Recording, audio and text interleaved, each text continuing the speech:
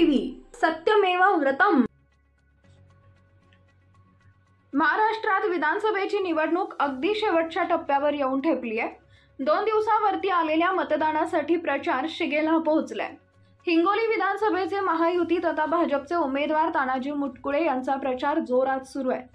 तानाजी मुटकुळे यांच्यासाठी भाजप कार्यकर्ते तर मैदानात उतरलेलेच आहेत। याशिवाय आता सामान्य नागरिक देखील तानाजी मुटकुळे यांचा प्रचार करताना दिसत आहेत।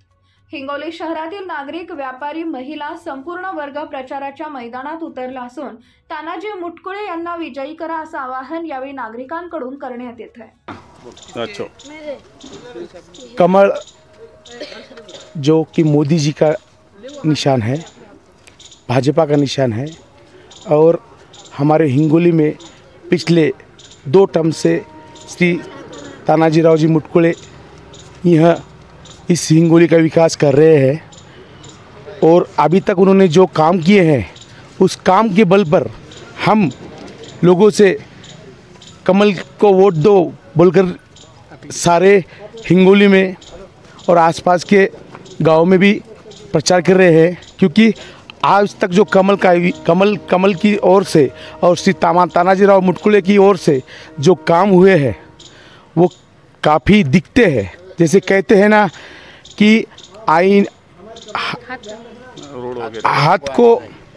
हाथ को आईने की ज़रूरत नहीं, उसी प्रकार श्री तानाजी राव ने जो इस हिंगोली का विकास किया है ये किसी से छुपा नहीं है। इसलिए हम सारे हिंगोली निवासी श्री तानाजी राव के पीछे है और हमारी ऐसी इच्छा है कि तानाजी राव इस बार भी हिंगोली के आमदार बन के उभरे। इसलिए हम हमारे दिल से और हमारे तहे दिल से हम तानाजी राव का प्रचार कर रहे हैं। जय हिंद, जय महाराष्ट्र। आपके लिए हम पूरा सरस्वती नगर, विद्यानगर, लेक्चर कॉलोनी सब तरफ हम प्रचार कर रहे हैं। दिन रात उनके लिए प्रयत्न कर रहे हैं कि वही विजय हो के आए, क्योंकि कमल लाना है हमें और संस्कृति टिकाना है।